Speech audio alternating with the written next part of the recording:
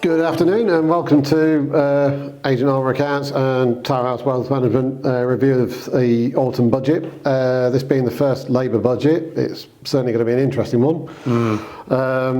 I know we've heard quite a few grumbles already from our end, and SAU have as well. Absolutely. So, admittedly, it probably wasn't as bad as I thought it was going to be, but it's certainly not brilliant, really, is it? So I think when your client base is businesses and business owners, I think we said before we started filming that when you look at some of the statistics, whilst it's only affecting a relatively small percentage of the overall population, when you're an accountant or a financial advisor, it's a very high proportion of your client base. So I think we're probably going to get a disproportionate number of moans and groans. And considering that, I think if you look at all the sort of breakdown post-budget, and it really was, it's a budget that businesses are going to bear the cost of in varying different ways, and that is our market, isn't it? So I think, certainly a few phone calls and emails already, and more to come, no doubt. Yeah, come sort of 2:30 in the afternoon, we're getting a lot of text messages through saying, what's happening here, what's this, and all that sort of stuff.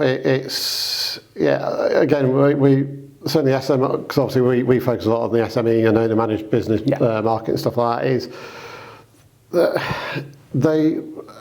whether the government want to see it or not, that market is effectively pretty much the backbone of Britain. You've got a lot of the guys here who are the main GDP for Britain itself. So whether they be farmers, whether they be workers or consultants and stuff like that, they're the guys that employ people. They are the guys that bring the money in. They are the guys that actually contribute to this country a lot. I know they have employees that help as well. And again, this is what we were kind of expecting with the Labour budget, was that they are very much for the employee and the unions. Where obviously the Tory government seemed to be not going too political, more for business and entrepreneurship as well.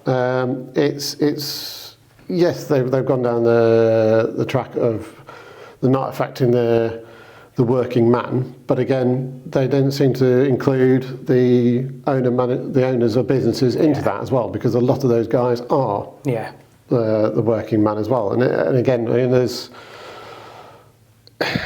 sort of looking at the changes to the employers' national insurance. We ran some sort of figures last night based on sort of changes based on if you were paid the minimum wage this year as it would be next year, and then also sort of number of employees, so anywhere from one employee all the way up to 22 employees.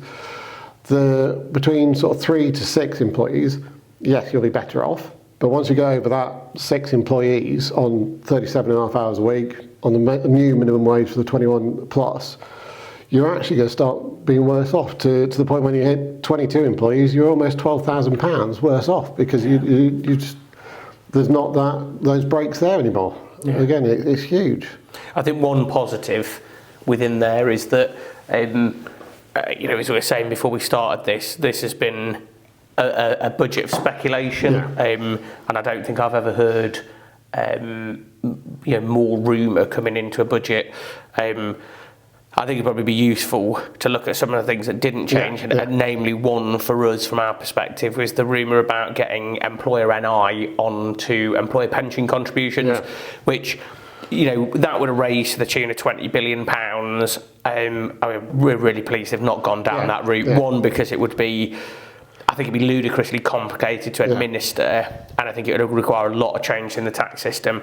And I also think they've not gone down. I think there's a vein through the whole of this budget about the NHS, and I think they've looked at doctors, GPs, nurses, anyone who's sort of higher pay, anyone who's higher rate tax in the NHS. I think they've looked at how would this budget impact them, and they've tried to avoid anything that would be too onerous, which we'll come on to in a minute. But the changes to sort of IHT and pensions and things like that, reasonably speaking, doesn't really impact the NHS. No. So employer pension contributions didn't receive NI, so that was good news.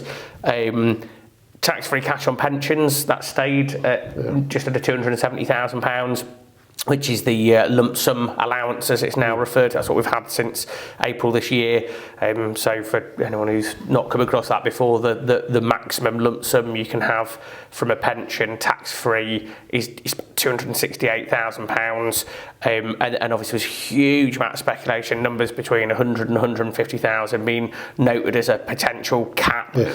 Again, I partially wonder whether the decision here was because of the NHS pension scheme. I sort of said to my clients in the run-up to this that if you've been in a public sector and part of your employment contract gave you a right to build up a tax-free lump sum, are you veering into employment law by changing those rules? So, I mean, I wouldn't say it's something that won't change in the future, but I don't think there would have been a position to change it quickly. I think it would have been administratively heavy. Yeah, so I think a lot of work to do it. So that's sort of two things that were dodged on pensions, and the allowance has remained at £60,000 a year. I would, if I was a betting man, I would have thought it would have gone back to 40,000. It's a very easy change to make. To be honest, all round, I can't actually quite work out why they haven't, because it would have been a way to raise tax. Again, maybe part of the, if you go back a couple of years, you're having GPs with huge tax bills because of over contributions to pensions, whether there's an element of protecting them within this. But needless to say, that's still a brilliant allowance, and it's great for businesses, great for individuals. And lastly, on the pension funds, they didn't change tax relief. So Rachel Reeves was the lady that spoke about introducing a single rate. 33% was what got rumoured as a flat rate of tax relief. So at the minute, obviously, as we well know, you get tax relief at your highest marginal rate up to 45%. So a cap there would have been bad for higher earners. Again, I do wonder whether it's the NHS that saved that a little bit, but so they've not gone down that route. So a bit like yourself, I think it could have been a worse budget. There's some big elements, and I would probably say the three biggest: APR, BPR, and IHT on pensions, and we'll go into each of those in turn. They for me were the after NI were the key takeaways. But considering the list of what could have happened, it's still quite long. At least it allows us some certainty now to plan for clients moving forward, and no doubt, whilst people might not be happy with the changes, there's a little bit of relief there for people. Yeah, it could have been a lot worse than it has been. I think that's the upshot from this.